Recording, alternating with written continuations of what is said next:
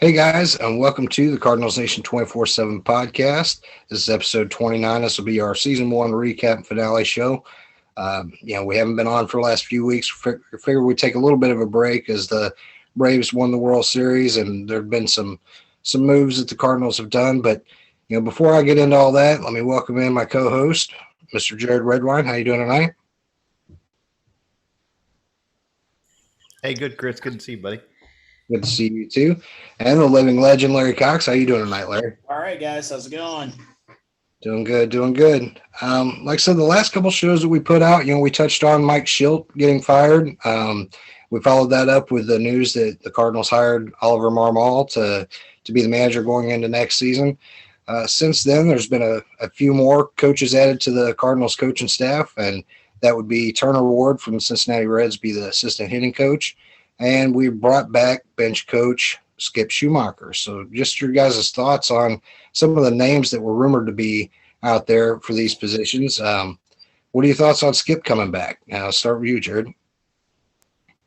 I think Skip coming back is a good idea. I think it actually transitions well for the team. I know a lot of people seem to like Schilt. I guess that's a general consensus, and it's a way to bring somebody else in that has some familiarity with some of the older players and has been around for a while and kind of maybe, I don't know, people that might be upset, maybe it calms them down a little bit, or the fan base is going to be happy to see Skip back. Those people that might not be happy about Schilt being gone and kind of there maybe as a little backup reinforcement for somebody like Ollie taking over control of the team. But heard good things in San Diego, but San Diego wasn't performing well, and it was a bit of an odd move because I actually thought he might be a candidate to be the manager of the team there. So it was interesting, but kind of good to see. I kind of like seeing these guys come back. I know him and Waino were close throughout the years, so it should be pretty interesting. Yeah, I agree with that. I don't know much about Turner Ward, the hire from Cincinnati, but that, having Skip come back, I think that's a blend of the familiarity that you have with somebody that's a former Cardinal, has a real good relationship with some of the ball players, but he's also been outside the organization, to where he's not fully been into the system where maybe he can bring some of what he was doing out in San Diego into St. Louis. So, Larry, what were your thoughts when you heard the news that Skip was coming back to be the bench coach? Excited to see Skip back in the fold. I was really shocked before that Skip didn't get offered a position before. And for him to go out to San Diego to actually land a position was kind of an odd thing, I thought at the time.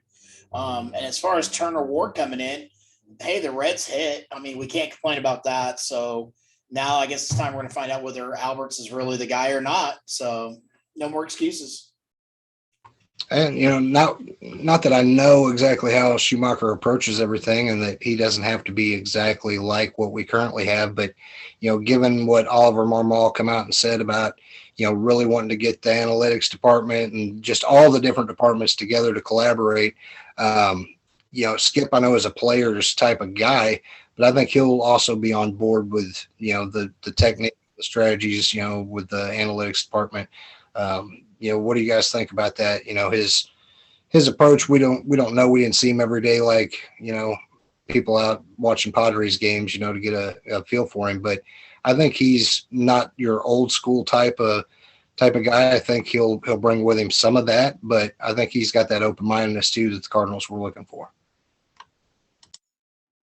Yeah, I think basically a lot of it comes down to, because the only thing I could really find, you guys probably covered this already when you did the last one without me, but Schilt, for whatever reason, didn't seem like he was somebody that was going the analytical route and was kind of going by more the feel of things, and that was kind of the disconnect with him and Albert. So obviously I think, Marmol being a younger guy, and same with Skip, and being more fresh and playing in recent years during the transition of analytics into baseball.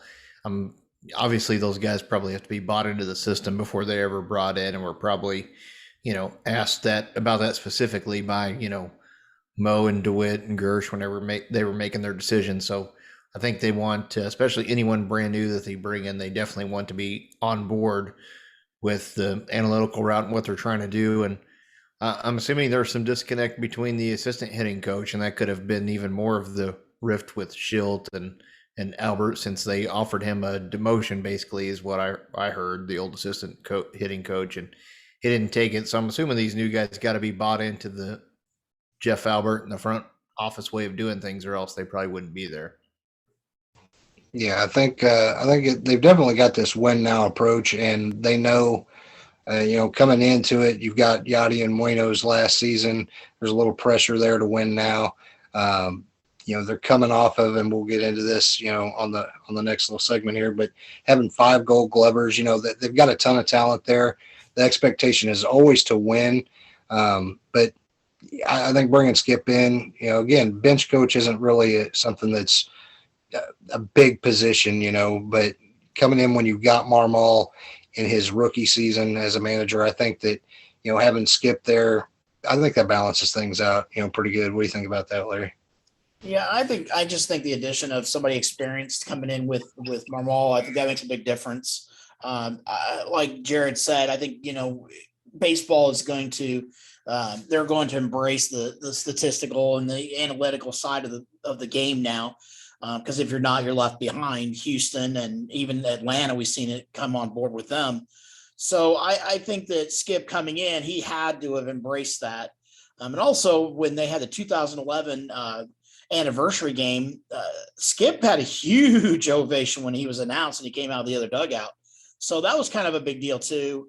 I think Skip's loved by everybody. The fact that he was willing to make that move from center field to second base because we needed him to.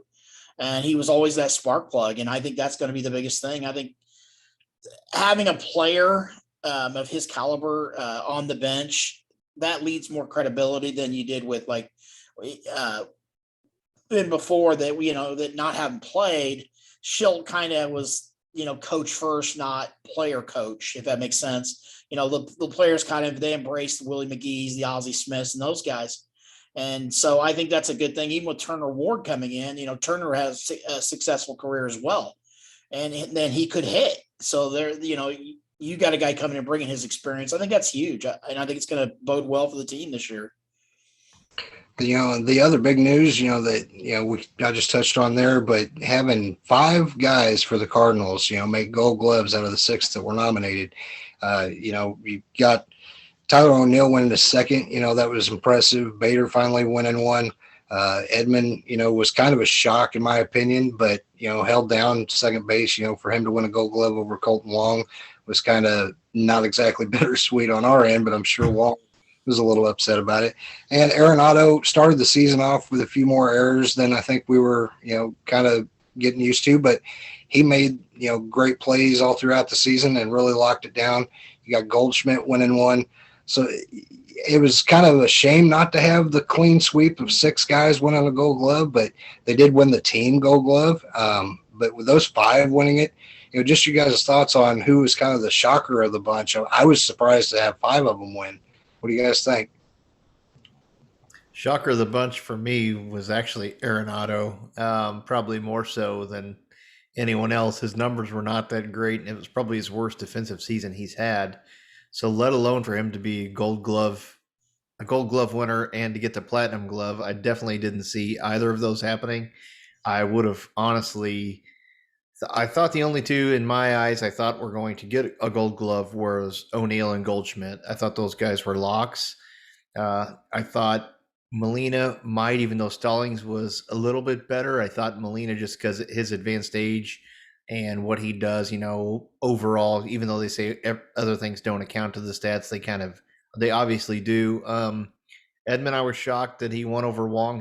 His numbers defensively were not as good as Colton's. Bader had a really good year. I was surprised that he won just because the amount of time that he lost due to significant and various other injuries. So, I thought Goldschmidt was going to win and O'Neill was going to win. And I thought if we have a third one, it was going to be Molina.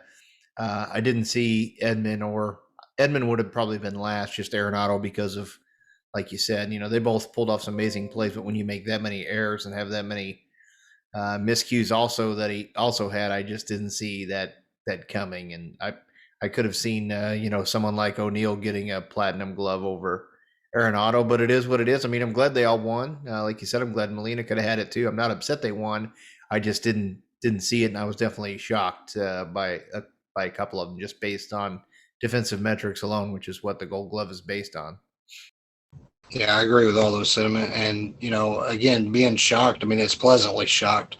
Of course, like I said, it would have been nice to have that clean sweep, but for five guys, to win Gold Glove, just history making, it's goes to show that the Cardinals really do embrace defense, and the players individually really have stepped their game up. So, yeah, Larry, what do you think of that? I mean, five guys, that's impressive, man. Well, when we had our preseason picks, we talked about it with the addition of Nolan Arenado. We said that if even Wainwright, he's always been that Gold Glove caliber defensive pitcher. We thought, well, heck, if DeYoung held on to his abilities as he has in the past, shortstop was going to be a hard position for us to get the Gold Glove with the youngsters that are out there. But we know that Paul has played there. I was kind of shocked the most, I guess, because of Edman. Because he did play so many other positions. I think that was the one that really kind of shocked me the most. And like Jarrad said, that, Nolan had more errors than he used, usually 8 errors is a lot for him. And he exceeded that this year. And that's kind of a first for him as well. So I think those two, but then even like Yachty getting beat out, that was, unfortunately, I think Yachty had some bad games this year. We witnessed it. We kind of take a blind eye to him, but the advanced age and he has and all, and you think they would have given him a little bit of a slight edge, saying, hey, he's a little older, but he's still getting it done. Bader, we've always said, Gold Glove caliber glove, just couldn't hit. Well, he came on and hit a little bit, and whether they like it or not, that's just how it is. I think, we add that right fielder, of course, Carlson, maybe he could become that Gold Glove caliber outfielder as well. And we could be a clean sweep in the outfield, but it just, it was great seeing it all happen. Of course, the addition of Goldschmidt a couple of years ago, that was huge. The errors dropped from us being one of the leading error teams in the league under Matheny to becoming one of the best infield positions under Schilt's first year, if you remember. And a lot of that was the addition of Goldschmidt, and that was even with Carp at third base. So I think it was pretty cool that we had the 5, and I would like to have seen the 6, but hey, the 5, we'll take it. I agree with you, Larry. I think Goldschmidt had a breakout season, especially defensively. You could just tell like he was way more comfortable, and I know Larry said it numerous times last year around this time whenever we started up the podcast again that we potentially had the opportunity to win a Gold Glove at almost every position, and he was right, and because DeYoung was also no slouch, and Sosa probably, to me, I don't know the metrics between the two, didn't look, even though he definitely played better this year, didn't look as sharp as DeYoung did on a lot of the plays, and DeYoung's is very underrated, and Carlson too. Carlson actually looked really good in right field, so who knows what next year will be. The pressure is on him now, and going off of that too, kind of like we've all mentioned just amongst ourselves, is it only helps your case whenever you're trying to go out and pick up a free agent pitcher, even somebody that might be looking for a 1 or 2 year deal. When you've got an incredible defense behind you, it's going to help your metrics. Your ERA should go down, and obviously the ball's in play, you should be resulting in more outs. So lower batting average against, and hopefully lower ERA. So, hopefully that's kind of and I'm sure Mozeliak is using that as a selling point to any free agent pitchers that they're talking to. Yeah, and when you got a guy like John Lester that when he got brought in, instantly made the comment of, when you've got guys out there like Bader that's covering that much ground, it makes your job as a pitcher so much easier. And I don't think that was like a jab at his former teammates or anything, but just coming here and kind of adjusting to things, but to know that you've got Gold Glove potential at every position, it makes those pitchers' jobs a lot easier. And like you said, Carlson, he's gonna have a breakout season, I believe, next year. I mean, he was good enough this year to be in the running for Rookie of the Year. Even Nootbaar had some amazing plays while he was out in the outfield. It's just fun to see, and that aspect that I think the Cardinals have down pat. Their pitching was problematic early in the year, and a lot of that, we said some of the defensive errors and miscues that the team had was they were watching a lot. There wasn't a lot of balls in play, and so they weren't as sharp, And I think as the season went on and the pitchers got a little more comfortable, and you got guys that were throwing the ball over the plate, they weren't having to strike guys out. They could pitch to contact and feel comfortable that you got guys there, doing their job. So even though I think the Cardinals can improve on certain areas, I think defense, obviously, with 5 Gold Glovers, I think that's something to shine a light on going forward. That's definitely a bright spot, and defense can win games. So, Larry, you got anything to add to that? Woody Williams said years ago that with Scott Rowland at third base, he was saving 2 to 3 runs a game with that one position. Well, if you've got 5 to 7 Gold Glovers every year, that's a potential of 10 to 15 runs a game that you're not giving up.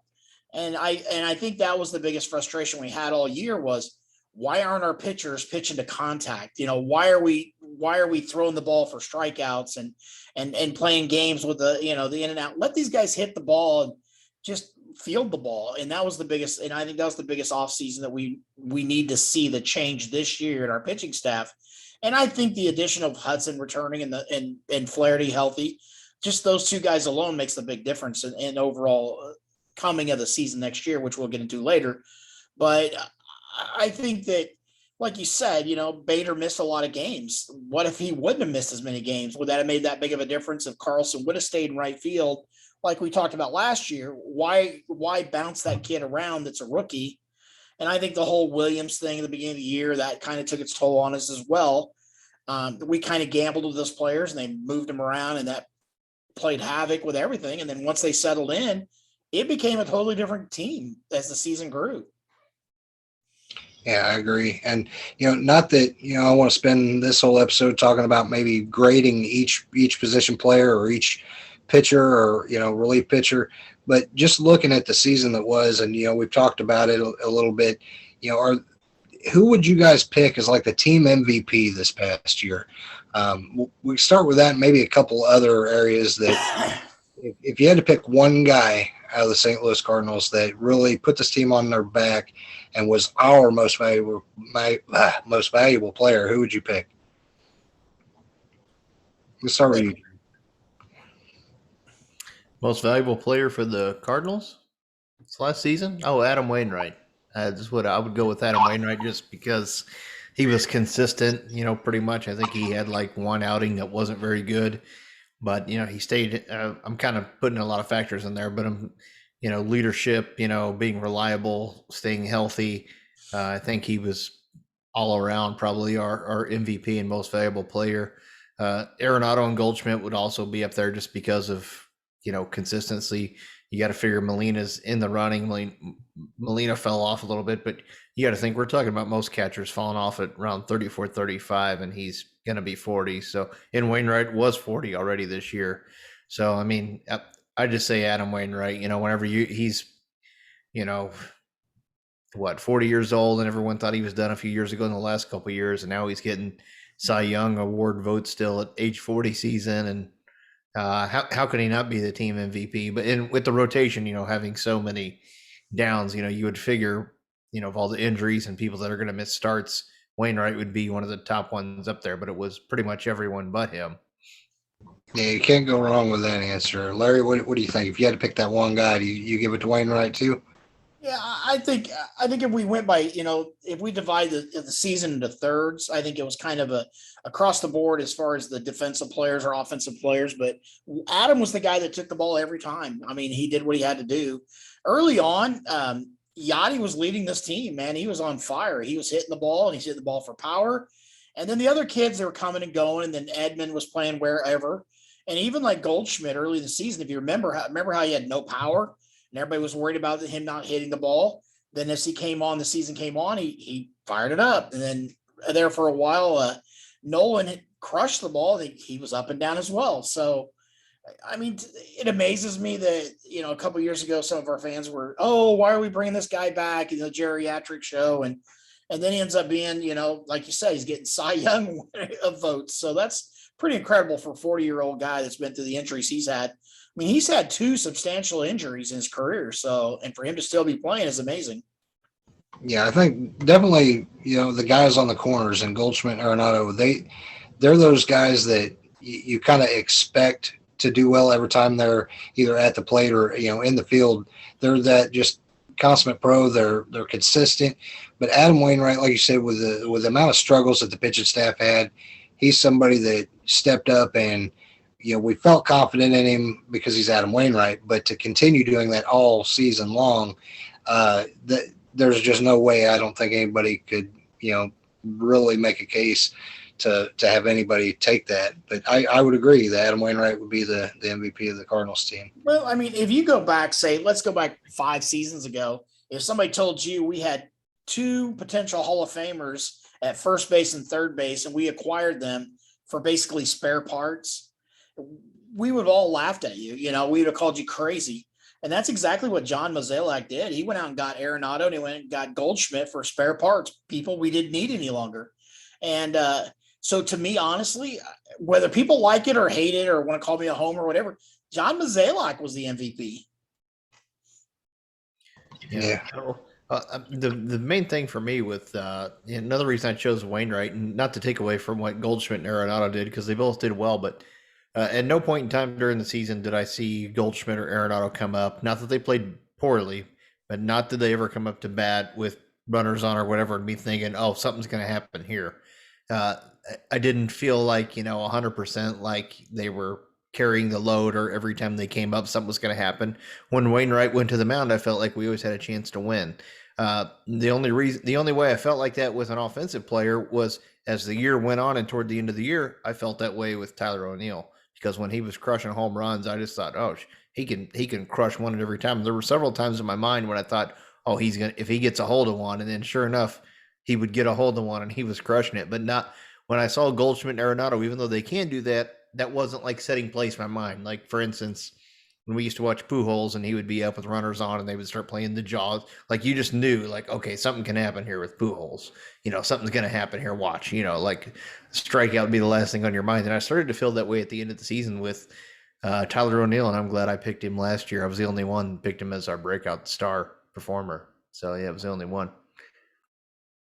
Oh, hell. I was getting ready to say on breakout guy, if you had to pick somebody, for who you guys considered to be the breakout star this year, you could make the case that Tommy Edman really, surpassed a lot of the expectations that we had for him. We thought he'd be good, but, to have 2 half seasons, we didn't know if he would put, a full year of great numbers together. And I think he really rose to the occasion. Carlson, given that, rookie campaign, there was a lot of, is he ready? Is he not ready? And he really shined as well. He looked pretty good. They say that freshman year is the toughest. Well, that he looked pretty good last year, and I think with our team, not to get off on a Carlson deal here, but I think with next year, if the lineup stays consistent, I think he will be the one to potentially be the breakout star next year, because he's not going to have that pressure on him when he's got O'Neill and all these other guys, and Bader's playing a little better, and you've got Goldschmidt, and you've got Arenado, and all those. It's just I think it's only going to help Carlson mature and be in even a bigger impact next year. To me, I think Bader's the guy that took that huge step forward this year beyond O'Neill. I mean, O'Neill won the Gold Glove last year. He kind of showed he could it, but he shortened his swing and made it. And like you said, that streak was going on. When it came down to it, we knew he was going to make something happen. It wasn't it was like you said, Albert-esque. But Bader, he could have closed up and, he could have rolled his tent and went home, because all the doubters and everything was going on with him. I mean, we ourselves were not happy with the strikeouts, and knowing that he has all that talent and, the Billy Hamilton whole thing going on in your ear. And then you see him do what he did this year. I'm telling you what, I'm waiting on the season to start. I think this team is something to look forward to, and that's without any additions. Yeah, I think, Bader you can make a good case for him, not just for his defense, but, we've talked about this all season long, that the Cardinals didn't really have a lot of fire in the dugout. Like we used to see Jose Martinez really fire up his teammates, and with Bader, it's like he lifted his guys up. If he made a great play, I know sometimes the helmet coming off so we could see the Goldilocks, some of that is a look at me moment, or diving after a ball that he doesn't necessarily have to dive after. He really lifts up and pumps up his teammates, and I think was a spark plug and a real catalyst on getting this team, re-energized when they really needed it. O'Neill, I think the same thing. I think he stepped his game up, cut down on the strikeouts, and with Bader, I think he was doing really well. And then when he had the broken rib, that was a setback, and he come back and he started off a little slow, and we were like, oh, is this going to be the Bader that strikes out constantly? But he come on pretty hot there at the end too. So definitely could make a case for Bader, O'Neill, or, Edmund for a breakout star. The biggest one moving forward, I think that scares me is Yachty. He really did kind of wane toward the end, and it seemed like age really caught up with him toward the end of the season. But he's still Yachty, and hopefully he's not going to go back and lead some team in Puerto Rico or somewhere. He's going to actually take a winter off and get ready for next season, because he's not that spring chicken, and we need him to be healthy next year. He hit 2 home runs in Dominican Republic, in some tournament somewhere with his softball league. We don't need that this year. We need him to be ready to play this year. But did Yachty Wayne left or did Yachty Wayne right? Oh, I knew it was coming. You're so punny. Yeah, I'll go from breakout star to this one. Might be easy for you guys, but I've got a kind of a toss up here. If you had to have a most disappointing Cardinal for the 2021 season, I think at first it would be easy to point out Matt Carpenter because he struggled so poorly. But Paul DeYoung, I think the expectations were a lot higher for him than what we expected anything from Matt Carpenter. So I would give that award to Paul DeYoung. But what about you guys? Is there a Cardinal out there that you think just totally tanked out that you would have to say was the most disappointing player for the Cardinals this past season? Yeah, I was going to go with Jack Flaherty myself. I didn't expect anything from Carp with the way he had played, or Carlos Martinez, because of just the way things have been trending for those two guys. Same with Hicks. There's a lot that's happened with those guys that have been a real kick in the balls. But as far as disappointing, Jack Flaherty, especially, with, I guess, as good as he thinks he is, and he is a good player, but he was good. And I'm tying a part of that into health, his health and stuff. And then he had numerous setbacks. I mean, it's just disappointing, whenever you figure he's, potentially an ace, a 1 or a 2 on any other team. And then you don't have him. It's disappointing. And then he just didn't look the same. So I hope he looked a little better as the end of the year came on and he started finally getting healthy again. So hopefully next year he's got it all worked out. I mean, Mikolas didn't make any appearances either, but he didn't, so you could toss him in, but last year wasn't good for Mikolas. So if I'm basing off of my last year's performance and what I thought we had, it'd be Flaherty. Yeah, that's wild too, because Flaherty started the year really well. Was he 8-0 or 9-0 before the injury? And, but after that, it was the injury setbacks and, kind of the demeanor coming back. I know young guy gets frustrated that, he wasn't able to come back, but injuries is a big part of it, and you can be disappointed about a guy being able to maintain some health. Larry, what about you on, disappointing? And I don't mean to, sorry, but I was just going to clarify I don't mean to harp on him because he is being injured. I'm just saying overall, when I look at, his stats and what I thought we were going to get, for games started and wins, etc., I'm disappointed with those numbers. So I do factor in the injuries or into that, whether good or bad, I guess. I kind of have to hand it to the whole starting rotation outside of Wainwright. I think everything kind of curtailed the whole demise to our bullpen was because they were pressed into service. So, the addition, every time we thought Kim had turned that corner, something else would come up and then he would fall apart. Then, Mikolas, the injury thing kept coming and going. Even Flaherty had his moments where he just didn't do what he was needing to do. And I think that kind of set the tone for the whole season with the bullpen, because there was no defined roles. And, everybody knows, no secret, I'm not a big Tony La Russa fan, but the one thing I will say is you had a defined role in the bullpen with Tony La Russa. You knew who you were. That never happened this year. Even with the emergence of, our closer this year that, ended up being a big disappointment in the final game. But I can't blame Reyes for that either. He was pressed into a situation where he'd never been before. I didn't expect much out of Matt. I thought Carp would make a good, decent run this year, just knowing his situation with his buyout and all that. And it was like it wasn't there. It just wasn't there. We talked about he's going to wear batting gloves. He's going to try this. And then he never tried anything. He never made any adjustments. He never made changes. whether we know or not, whether that was him, Schilt, Alberts, Mazalak, we don't know what happened there. Maybe not enough salsa. I don't know. But those were the big ones. But the one really, honestly, Nolan Arenado.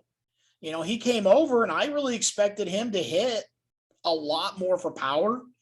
And like we said earlier, big moments he came up, bases loaded, and he'd strike out. He'd a simple weak grounder or, a fly out. And he just wasn't that dynamic player that we were expecting, I guess, to get. And we all were worried about that coming over from, of course, the stadium and Mile High Stadium and everything in Denver, and the atmosphere and all that, and the hitting away from Denver.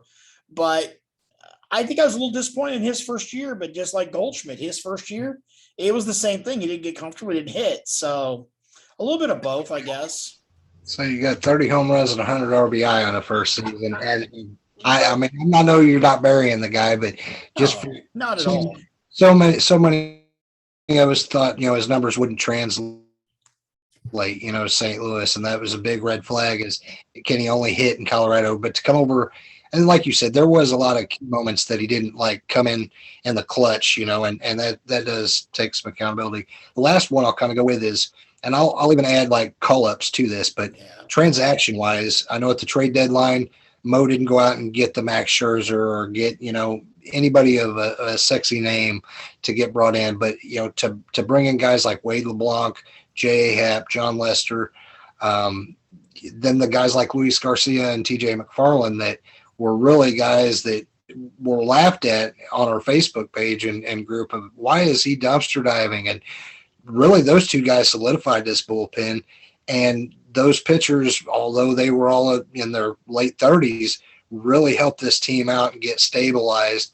Which of those guys that were brought up, and you can call up like a Lars Nootbaar and throw him into the mix too, transaction-wise or a call-up-wise, who do you think was the most impactful move that the Cardinals did make this season? The same one that they already re-signed, T.J. McFarland. He was left-handed guy that we were sorely missing out of the bullpen. And even though Cabrera did have a good year, and I think Cabrera progressed in a lot of ways also, I think TJ, he was kind of like the new version of what Matt Bowman used to be. He was the ground ball guy that you had to come in with runners on base or in tight situations and take care of business. And he did that. He was lights out, and Garcia did the same. He was right there with him, which I think they're trying to re-sign him too, is the last I heard a few days ago. They're still working on signing him, but Lester did well for us, and LeBlanc did well until he got hurt. But I'd probably McFarland, they used him a lot, and he made a lot of appearances down the stretch, and apparently he enjoyed his time too, because he was quick to re-sign, and I think we kind of got him for a bargain in today's day and age for $2.5 million. What say you on that, Larry? I mean, there's a lot of moves that they weren't really fan favorite moves at the time, but there's no doubt this team doesn't win 17 straight and make the playoffs without these guys getting brought in. I think LeBlanc was the understatement of the year, I think, for us. When he came in and made the simple statement, I'm here to throw strikes, let it unfold from there. I think that went a long way with our youngsters, because they seen this guy come in and he just, hey, I'm going to throw strikes. If they hit it out of the park, nobody can catch it. But you know what? I've got Gold Glove guys behind me. Let them play. And I think that made the big difference. And I think that was the turning point for the season. But even McFarland, like you said, it was incredible to see this kid come in and every time, hey, we need a double play. Let's bring him off the bench. Yep, there it is. Let's get out of the inning. And that was huge. And then even like Lester, who I'm not a huge fan of, because, we came from across the state there. But he came in and solidified. I mean, that's all you can ask from a guy. Nootbaar coming up, that was kind of cool, as you've been making fun of his name ever since he got drafted, of course. But it is really kind of cool that we do go get those players that nobody else wants, and they work out sometimes, and sometimes they just don't. I've said for a long time, I think that general managers like John Mazalak, or I'm sorry, president of baseball operations, he has a timeline, and he's not going to break that timeline. He's going to, here's the way I project this team to build. And I think he sticks to it. I really do. And he's not going to give away a bunch of young talent for maybe a shot. I just don't think he's going to do it. So, I mean, like the Braves went out, they did what they had to do, but they had to bring in 3 or 4 outfielders. And then they signed an outfielder in the offseason on top of that. So, and they gave up guys, and those guys aren't coming back. And so you lost that young talent, but they did what you're supposed to do. You're supposed to win a World Series. Had they not won and they had lost to Houston, would they have been looked at as a failure or a success? I mean, we don't know. Yeah, I'm totally with you guys and saying McFarland, because you had Andrew Miller that was really struggling and was injured a lot, and that was kind of one of the lefty options. And to bring him up, he reminds me of Zepchinski in his delivery and everything. Had a really solid year, and it was nice to see that. Again, same can be said with Happ and Lester and LeBlanc being brought over and doing their job throwing strikes. I will say that Newbar getting called up, I was really pleasantly surprised with the way that when Carlson got injured, he stepped in and made the most of his time. Because early in the season, we were thinking we had Austin Dean, Justin Williams, all these guys that were really not making a fit in the outfield. And when Newbar came up, it's like he delivered, I mean, even when we had Lane Thomas early in the season, it was the same thing there. But with Lars, it was like he kind of come up and really took the reins. And although he wasn't going to take the job from a Bader or a O'Neill or Carlson, he was a very solid fourth outfielder that anytime you put him in, he was able to hit the ball and field the ball at a high level. And I think he's got a bright future in St. Louis. So I think you can make a case for any of them, but definitely McFarland, I'm glad we signed him, and it looks like they're going to make a push to sign Garcia and bring him back as well. I guess we could move on to some of the guys that are not going to be returning to St. Louis, and we'll start with Matt Carpenter and the farewell that he gave, with the Players Tribune. He gave a really touching, heartfelt goodbye. Anybody that is a true Cardinal fan can appreciate what Matt Carpenter was before the last few years of struggles. It was sad. I watched the video and I did, remember the good in Matt Carpenter. We pulled for him all season long. We wish he would have went out on a higher note, but yeah, just seeing him, with his farewell. We'll start with him and move on to the others, but guys, kind of sum up your thoughts about Matt Carpenter. And I'm sure you both have seen the video where he bid farewell. What are you guys' thoughts on the video? Yeah, I saw the video. Day came out. He actually did a really good job, and I think him doing the voiceover was pretty good. It was similar to Colton Wong's, and you do see a lot of these guys that have good attachments to the team and the city and the fan base. So that's kind of awesome, and makes me feels kind of special, or makes me more proud to be a Cardinal fan whenever you kind of see the way the player, because they don't have to do the video. They can just say thanks for the support, St. Louis. Always remember you. Good luck. They don't have to put a video montage together with heartfelt words, but you could tell he put time and thought into it, just like Colton did, and it meant a lot to him, and he was with the team for a long time. He was since 2000. He was on the 2011 World Series team, so it meant a lot. It kind of did bring back those memories and made you forget about the last 3 years of not so good baseball, and you definitely wish it could have ended differently, and you don't like to see him go, but you also don't want to see him stay because, of where his production has been. I'm sure someone will give him a invite to spring training or something. I don't see Matt Carpenter being a factor on any team going forward if he wants to keep playing. I wish my job would give me $2 million to not work. I would not work. But I'm sure someone will take a flyer on him and give him just because of his versatility defensively and ability to pinch hit here and there. Someone will try to hope they can capture some lightning in a bottle, but I'm going to miss him. It was good seeing him, but I don't think we have a productive spot for him, and that's unfortunate, but that's just the way it goes. Sometimes he's out of gas, and he's out of salsa, and he's out of offensive production, so he's going to be missed, but I'm not going to cry over it. Yeah, I can say that I did get a little emotional watching the video. Just the towards the end where he says, I'm sure you did. I'm sure you fucking. I did. I cried a little. Oh, I thought it was on mute. But not to hear him say that, like, this season he knew it was coming to an end. It's kind of, that's tough as a man to admit. and he's admitting that like in a tribute farewell to the fans that I know I don't have. I mean, it's true. I don't know if you saw too, but actually it was a great picture that was captured by Jeff Jones, but it was just him, taking it all in and enjoying the scenery of the field. But I mean, that picture kind of encompassed and captured it all. So I mean, great picture by Jeff. I mean, credit where credit is due, obviously, great picture by him. So give him a shout out, but it was a great picture. Just kind of, I mean, a picture's worth 1,000 words, and for 30 days or 30 days. Yeah, hilarious. 30 days, yeah, at least. Fuck that guy. Anyway, I'm gonna call it right now. Matt Carpenter is going to be a Chicago Cub, and I'm telling you right now, he's going to be a Cub, and because that's where former Cardinals go to die. They all end up there, so it's going to happen. It's going to happen. He had his most productive games are in Wrigley. Why would they not sign him? I mean, seriously, the last 4 or 5 times you can think of where he had any kind of a power surge, it's been in Wrigley against the Cubs. So maybe they'll pinch hit and let them pitch against him. I don't know.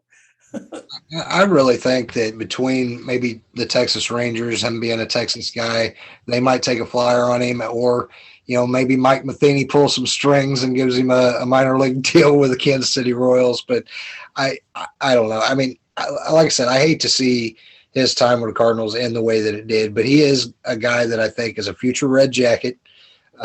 He is beloved by, Cardinals Nation, even though he caught a lot of shit the last few years for his lack of production. Overall class act guy, and, we do wish him the best, moving forward. Other Cardinals that aren't returning, Carlos Martinez, that's another one that he's had, I know we're kind of all anxious to get rid of that headache, but he has been at times a really good pitcher for the St. Louis Cardinals. It's just, I thought he was going to be like the herpes he's been spreading. He just wasn't going to go all the way. But he is now. Yeah, he is. He is now. Oh man! But with Carlos, I'm sure allegedly. Yes, allegedly.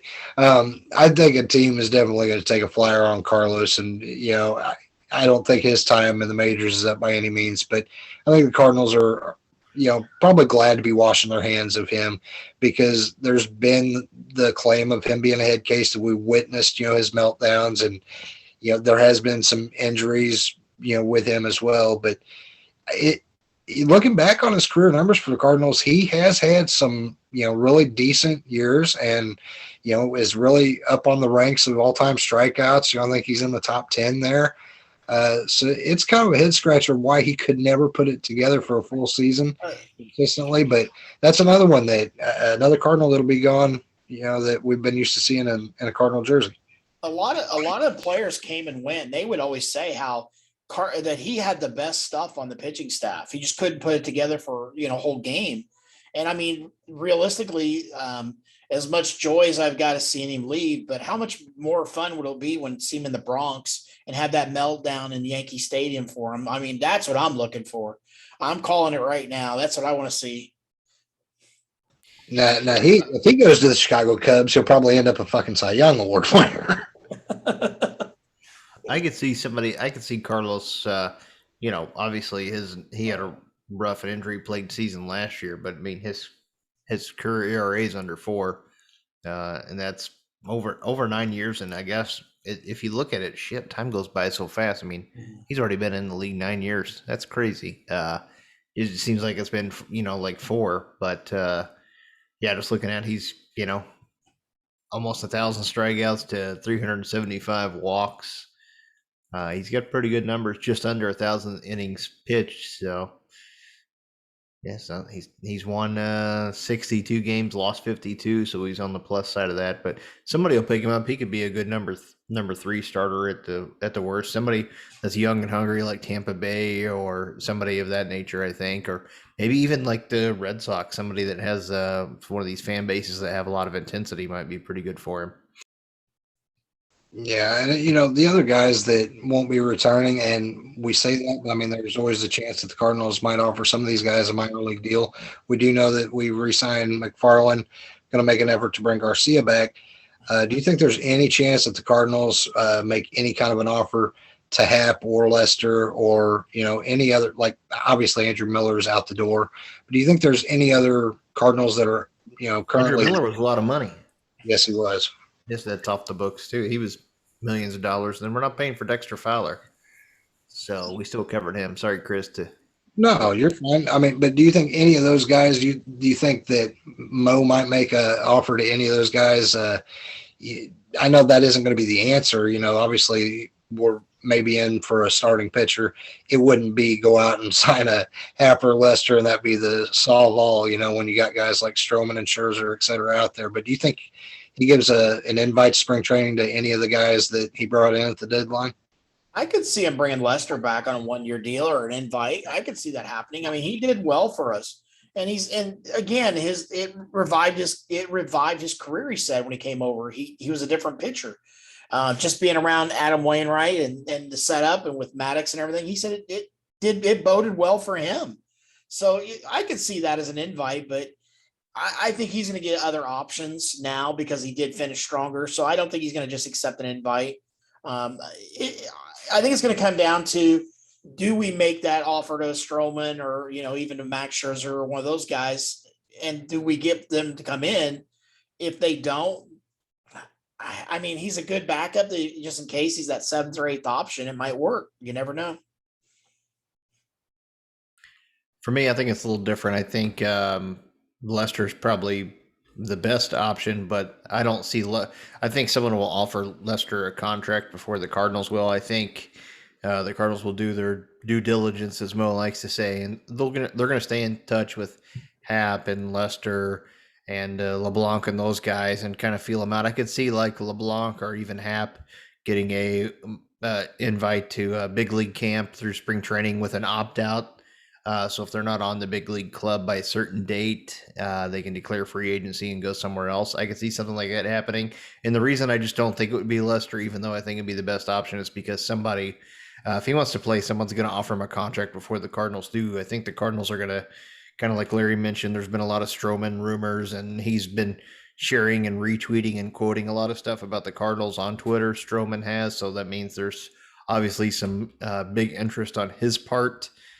Even there are a lot of activity about it today. So I think the Cardinals are going to go for someone like we've talked about with Waino and Yachty being there last season. They're going to try to get someone that's more stable. And then you also have, it's tough because then we also have Thompson and Liberatore that are in the minors, and Thompson's been pitching here in the Arizona Fall League. And he's looked well so far in his performances here. He made the All-Star team for the Arizona Fall League, even though it's a shortened little, exhibition type season. At some point in time, we're going to figure out what they're going to have to do with those guys because Mikolas is going to be off the books. But we do have Dakota Hudson coming back. We saw him at the end of last year. So, with Waino and Flaherty and Hudson, you've kind of got the makings of a rotation. But then you flip that around and, we had this conversation last year, guys. We talked about how the Cardinals had, 11 or 12 starting pitching options, and we got desperate and had to go out and sign like 4 people, which I guess we did. Lester, Hap, LeBlanc. We went out and had to try to bring a bunch of guys in to try to start, and we thought we had so many, but we didn't have enough. But somebody like Lester, most of those guys are going to want to be on the big league roster, and you can't just send them down to the minor leagues if it doesn't work out, and they're going to have to sink or swim with Thompson or Liberatore pretty soon. Yeah, and we could segue that into like you said, the Arizona Fall League. You've had Zach Thompson; he was named an All-Star, but so was Lars Nootbaar, Juan Yepez, Nolan Gorman, and Brendan Donovan. And that's awesome. You got the double pass going on. What's out of those guys that are being named All-Stars? Obviously, the Arizona Fall League. It's not necessarily the make or break type thing. It's kind of an extended look at some of these ball players, but to have 5 guys named All-Stars and 3 of them hitting over 300, there's potential here for a few of these guys to break camp with the club, next year. I think Lars really made a case for himself this year, but when you've got Juan Yepez that was really tearing it up in Memphis, he got put on the playoff roster.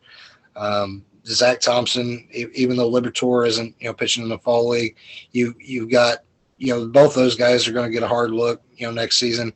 Is there anybody from the minor leagues right now that you think would deter the team from going out and making too many pitching moves? I mean, we've said it, like you said last year, that Oviedo, Woodford, Whitley. I mean, we've got a ton of arms that I don't think the Cardinals go out and make too many moves addressing that when you can slide so many into the bullpen.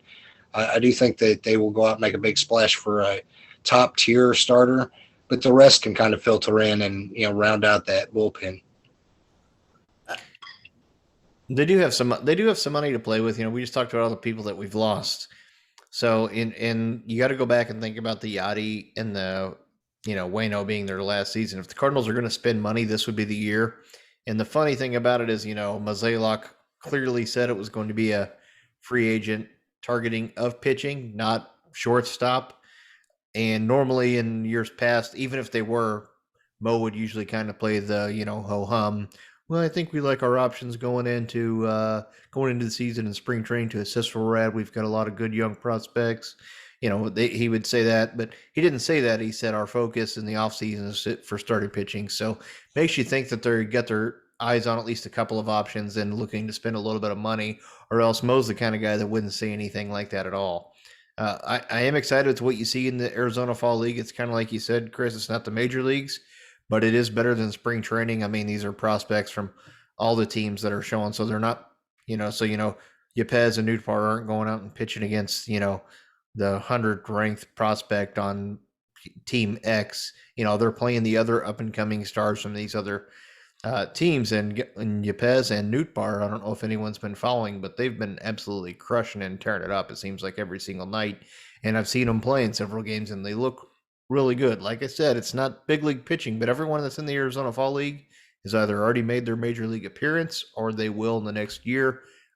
Probably not even two, but they have, or they're going to be real soon, and they both look really good. So I think that's good for us. And we kind of, like you mentioned, we kind of saw that with Yepez making the playoff team against the Dodgers, and Nootbaar did well last year. I mean, Nootbaar's your fourth outfielder, in my opinion, and Yepez is definitely, at this point, he's got to be on the bench behind Goldschmidt on the depth chart.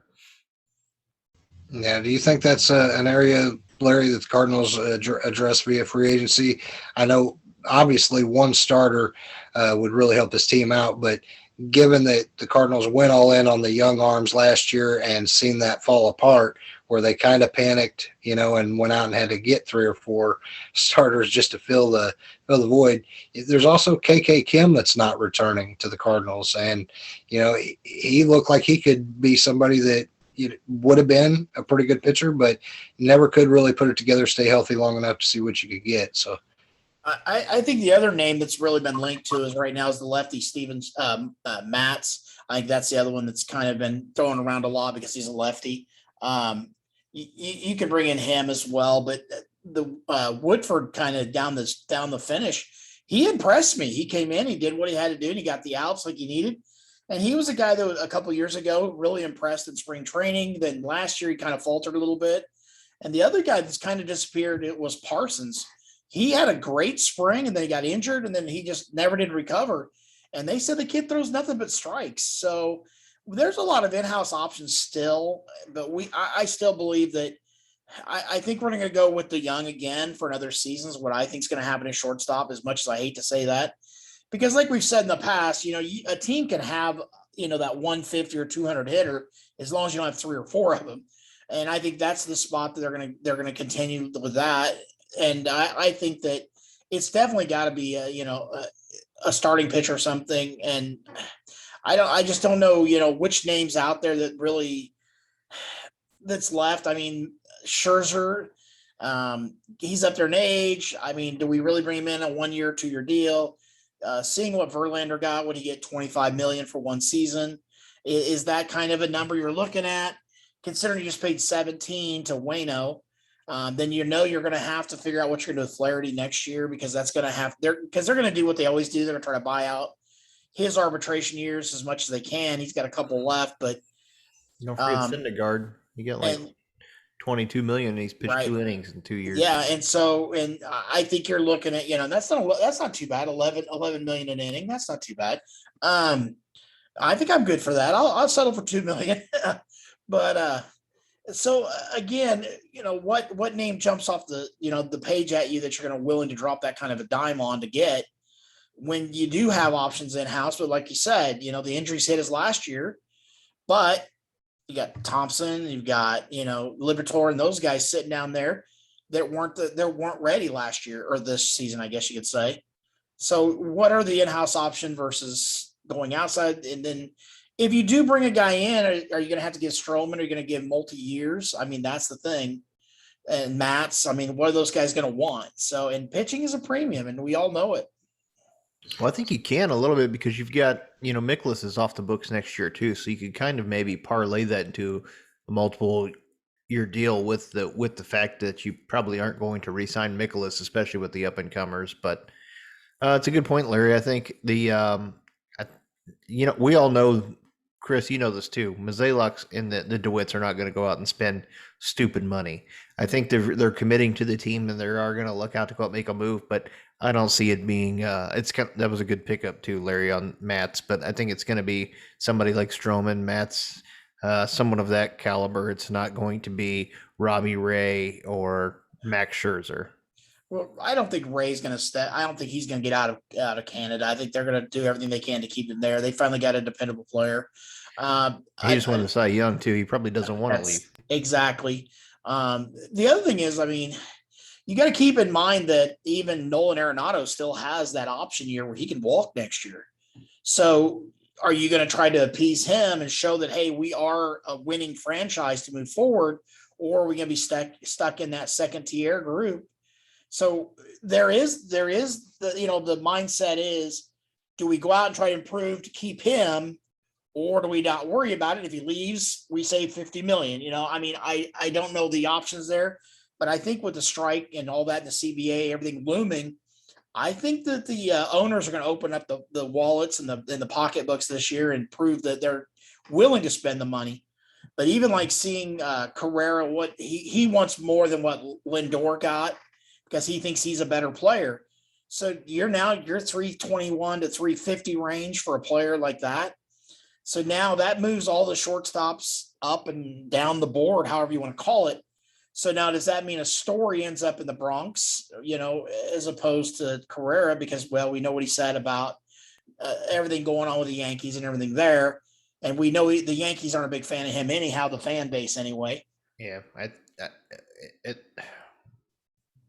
I don't know what I'm going to say. I'm just. And so I think a Story ends up in like Houston is what I think is what I foresee. And then a guy like Carrera is kind of painting himself in a corner because, the biggest pockets are those guys in the East Coast. And even like Javi Baez, now they're talking, the Boston Red Sox. So that to play second base. So, like Jerson, and I agree to an extent. Sorry, I actually thought I'm sorry. Go ahead. I actually thought I was muted. No, I was talking to myself about Javi Baez. Javi Baez is not worth what the fuck he thinks he's worth and what other people think he's worth. The guy can't hit. Nope. He's so unreliable. If you want a guy that's going to, strike out a lot, I guess. But I think you're right, Larry. I think Correa's kind of put himself. You don't want to even Max Scherzer. I don't think Max Scherzer ever didn't want to go to St. Louis before. I think he saw a better chance of winning on the West Coast. That's why he went to the Dodgers. I think he would entertain going to the Cardinals, obviously, but the Cardinals aren't going to pay that money. And Scherzer's smarter than Correa. Scherzer's saying, yeah, I would entertain an offer for the Cardinals because he doesn't want to get rid of anybody at the table that could potentially use his leverage against the team that he is going to sign with, where Correa is doing a good job of crossing those teams off the list before he signs a contract. I think Corey Seager is going to end up with the Yankees because he's a left-handed at bat, and I know they want to get lefty, but nothing's going to happen until one of those. Once Correa picks where he's going to go, then I think the rest of the shortstop dominoes will fall, so to speak. Yeah, I think a couple of years ago, it kind of became the Cardinals were everybody's kind of leverage team. Remember that? Everybody was mentioned they were going to go to the Cardinals. And I think that's kind of happening again, even with, I think, the Stroman thing. Let's throw that on the table. And, hey, I could go to St. Louis. They got this team. So that kind of puts the pressure on the Chicago Cubs or Cincinnati Reds to go out and do something about it. Let's not let him go there. I mean, the Mets. Trey is a cheater and a prick, and he runs his mouth a lot. And I'd like us to sign him. I think he'll fit in. I mean, I'm being serious, but I wouldn't mind if we signed him. Sometimes I kind of like having that around. He would fit. I don't in want Javi fucking Baez, though. We've already got Paul DeYoung. No, Paul we DeYoung don't can need. strike out. I'd rather think it'll be a good or Sosa than. I think it'll be a good battle in spring training between those two of who's gonna. I think they're gonna make them both play because I mean Sosa pretty much became the de facto starting shortstop at the end of the season. He started the playoff game and everything else. I think he's kind of passed DeYoung up on the depth chart. So I think if they can make a move and get a shortstop, and who knows with the CBA, like you said, Larry, getting close. A lot of these, I think people are signing now faster than before because once the lockout comes, these guys are going to be sitting without getting paid. If they sign a contract, even if there's a lockout, they're still going to get their money. So, I mean, they're still going to be under contract once the season starts. And who knows after they shift things around how that money could play out. So I think if people can get a good offer like Verlander, these guys are signing quick. Verlander, Syndergaard, these guys, a lot of people are signing. I can't remember who the Blue Jays has signed multiple years, Barrios or whatever, for like multiple years. I mean, you're going to see a lot of people surprisingly signing early, I think. And the thing is, I always try to do this time of the year is I look at teams that didn't finish so well, and look at their prospects. Are they going to pull up a shortstop from their prospect ranks, and who's their starting shortstop? And there really isn't a lot that jump off the page where a shortstop's being forced out because of younger players coming. Typically you look at teams like the Marlins or the Rangers. They just don't have those heir apparent coming. But the Marlins, their starting shortstop put together a great year last year, and he's maturing. And so, even like, Boston's looking at, saying, okay, Bogart, he is who he is. So they're looking at Baez to play second base, not shortstop. And again, nobody wants Javi Baez. I'm sorry. But even across the board, so let's say that Freeman, he opts out and he decides he's going to go to the Yankees, which they're probably the biggest push for Freeman right now. So do they go get, I don't know who, so who does the Braves move to first base? So then now you got a domino effect. Maybe they go back into rebuild business and start unloading some of those young players.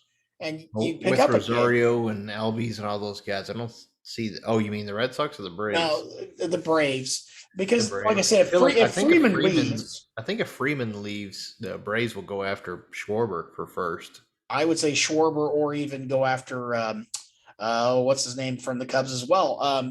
Yeah, my mind just went blank. Rizzo, thank you, because now evidently he's not welcome in New York, which I feared he was shoo-in New York. He would stay, but it becomes, and that's why I think we like this time of the year the most. I think it's going to be on shortstop. I think the Yankees are focused on short, and then depending on how much they spend there, we'll see what they can do at first.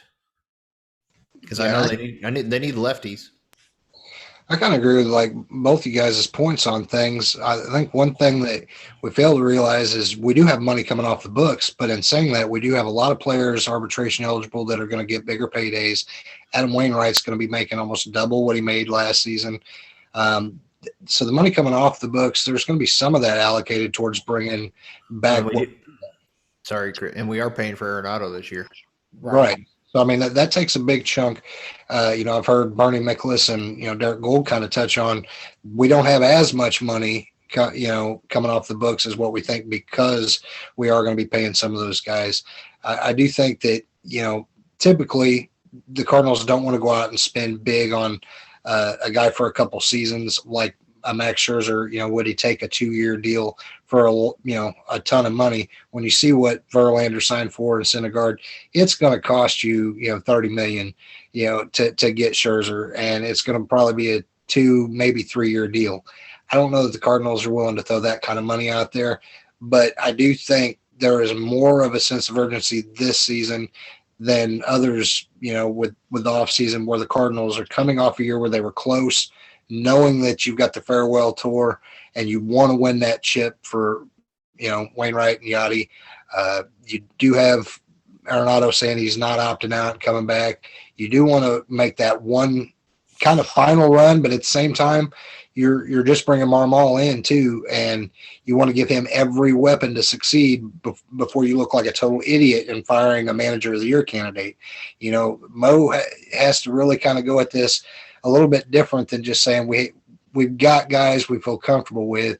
I don't think he can say that this time. I think there's an urgency to win now that will make him go out and get maybe a Stroman, maybe a Castellanos would be a great fit for a DH. I don't know if the Cardinals will entertain bringing Pujols back for the trifecta farewell tour, but that's always an option too.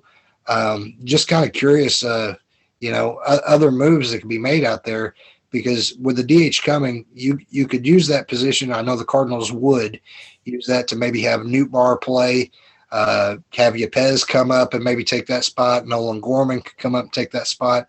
But ideally, when you're on the cusp and you see teams like the Braves, like the Dodgers, have so much talent, I don't think you can take what we have and just say we want to be a better team than the Brewers. You know, we want to win the division and just get in. I think right now you need to kind of look at what the Dodgers are doing and put a team that's comparable to that on the field. And in order to do that, I think they're a move or two away from really saying they've got a team equivalent to that. Well, the biggest thing is, again, is with the new contracts and everything coming out, this big money, there are going to be a lot more mid-season moves being available.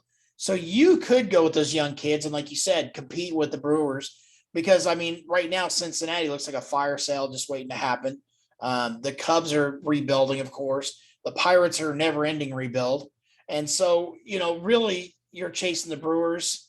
My biggest fear is right now is the backup catcher spot. Is Kisner going to stay? Is he trade bait? Is Herrera coming? That's the one that scares me more than anything, because he's not 39 anymore. He is 40. And so, if he misses substantial time, who's the guy that's going to step in there? And that's the one spot that scares me more than DeYoung.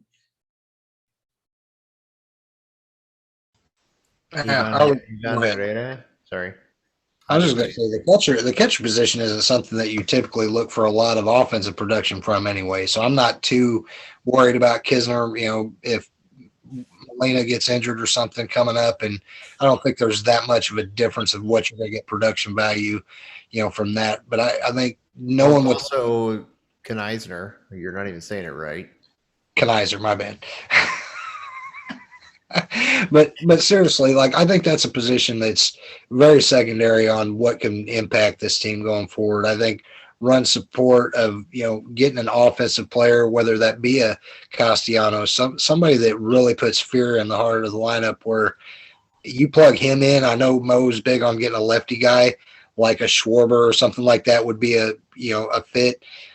I think if you have Castellanos in there with Arenado, Goldschmidt, Carlson, O'Neill, that lineup is dangerous. And I know he kind of had his little ruffled feathers moment with, Woodford, but, he did speak highly of Molina, and he's a gamer, and like Jarrad said, with Correa having that attitude, it wouldn't hurt to bring a guy in with some fire like a Castellanos.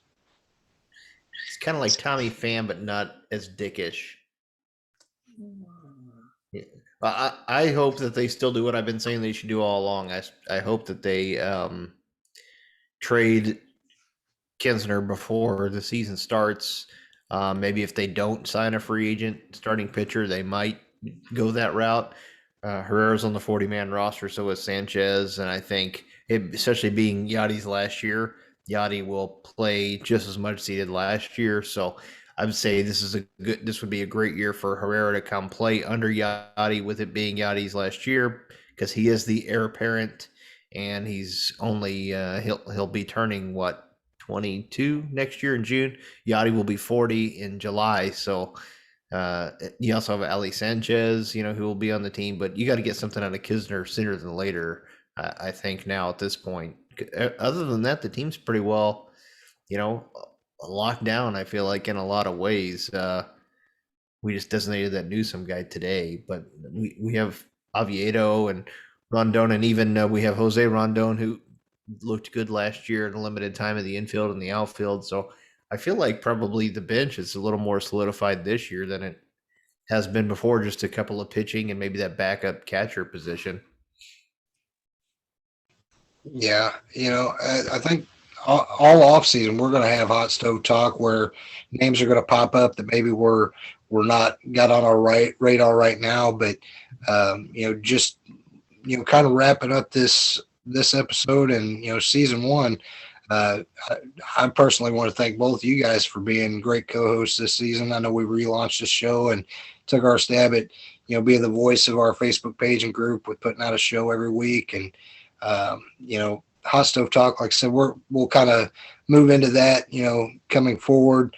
We'll call that season 2, as obviously the 2021 season's over with, but just looking back on that, we've had a great year of over 1,000 subscribers. We've done giveaway prizes. We've tried to put out as much quality content as possible and interacting with people on social media. So it's definitely been a fun ride this first season of having our show, and I've appreciated both you guys, takes and, bullshitting and whatever we've done on the show has been a blast. So just before we kind of head off this first, or I guess last of the first season, I just wanted to kind of toss around you guys like final words on the first season of the podcast and the 2021 season altogether. It's been a lot of fun. I obviously, as the year went on, due to other commitments, it was tough for me to make it on. So I apologize to you guys, and I thank you and appreciate you guys for keeping it going and not letting this fall off the face of the earth. You guys definitely did a really good job, and I enjoyed listening to you two idiots whenever I wasn't able to make it on. But it was a good year, and I'm glad we brought it back. I know we talked about it for a while. Trying to do it and stay consistent has been tough for all of us. Right now it's Larry's doing these things during the week at midnight when he's got a big business to run, so he's probably waking up with little sleep the following day. But it's been a lot of fun, and I'm looking forward to next year. A lot of you that have been dedicated to the podcast and check in and want to know when the next one's coming out, we do appreciate it. We appreciate every like and comment and share that you guys have given us this year. We do appreciate it, and we thank you for sticking with us, and hopefully we just get better and improve as time goes on in season 2. Coming back would be our freshman season, so they usually say that's the toughest one, so we'll see what happens. It'd be sophomore season. No, Freshman's this year, first year. No, right now we're freshman year, next year sophomore. Anyway. No. Yes. No. 2nd year sophomore. Nice try. No. Yes. Sorry. No. Junior.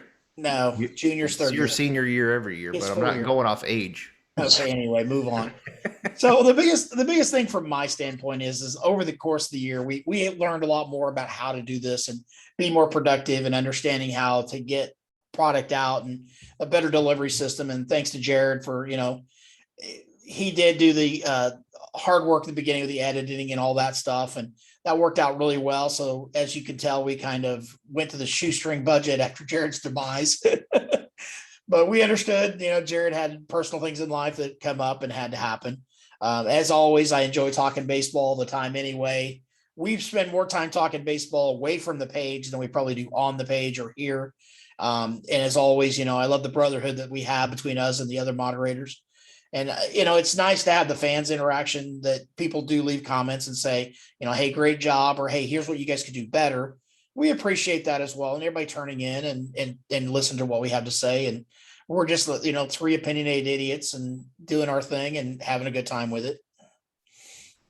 Yeah, and I don't want everybody to think that this is a one and done thing. We are going to continue with, season 2 and doing, the hot stove stuff this off season. And, we're going to get back into doing giveaway prizes, and we're working on, getting a website where you guys can find our stuff exclusively, where we'll be including some blogs and such. But, we have had like a lot of amazing guests, in this first season.